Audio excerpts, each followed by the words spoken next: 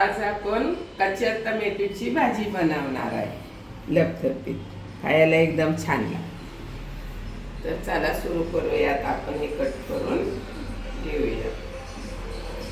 तर आता आपलं टोमॅटो कापून घेतलेलं आहे. तर चला आता आपण भाजीची सुरुवात करू. गॅस चालू करूया. आता गॅस चालू केलाय. तर ती गरम होऊन द्यायची आपली.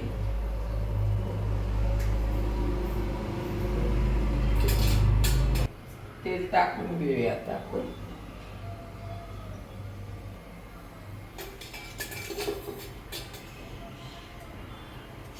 म्हणून लसूण एकदम कच्च्या टोमॅटोची भाजी ना एक नंबर खायला लागते. आता आपण धुतलेले टोमॅटो त्यात सोडून घेऊया.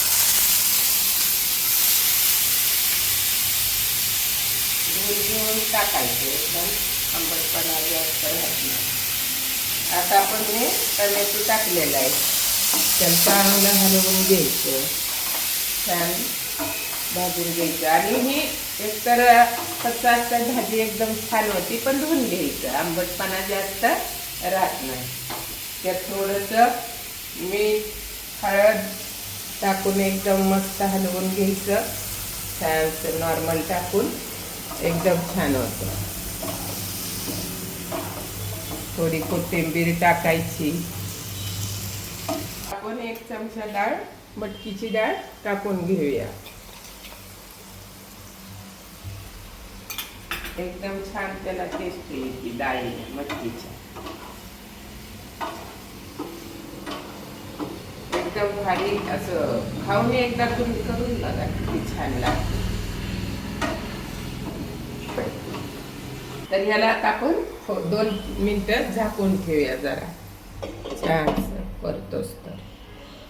आणि 2 मिनिटानंतरच उघडून घेऊया. खायला तर एकदम छान लागते. तर आमच्या मनूला पण उत्सुकता झालेली ती खाण्याची. ते त्यालाच बघत राहिले. त्याला लई आवडते. त्याला पण टमाट्यावर पिकलं दोन्ही पण खातो. काकडी. आता त्यात आपण थोडीशी टाकून घालून घेऊया.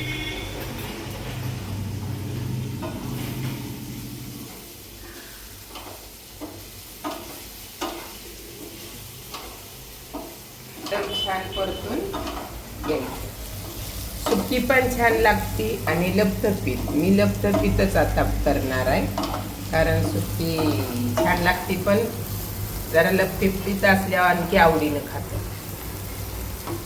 चांगलं आपलं परतलेलं आहे. त्यात आता आपण 1-1.5 चमचा शेंगदाण्याचा कूट थोडा मिळून येण्यासाठी घालून घ्यायचा.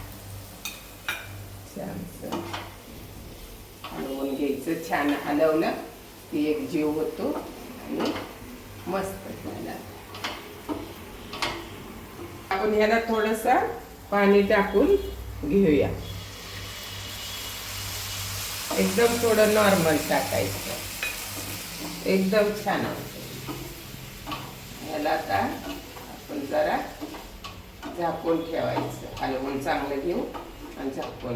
मग 2-3 मिनिटानं ते आपले तयार झाले. तर आता आपण ह्याला झाकून घेऊया आणि जरा 5 मिनिटं होऊन देऊ. मंद गॅसवर एकदम छान होऊन जाते. तर आता आपली झालेली. आता आपण ह्याला उघडून घेऊया. एकदम छान झालेली. लय घट्ट नाही, लय पातळ नाही. एकदम पाहिजे तशी आपली छान बनलेली.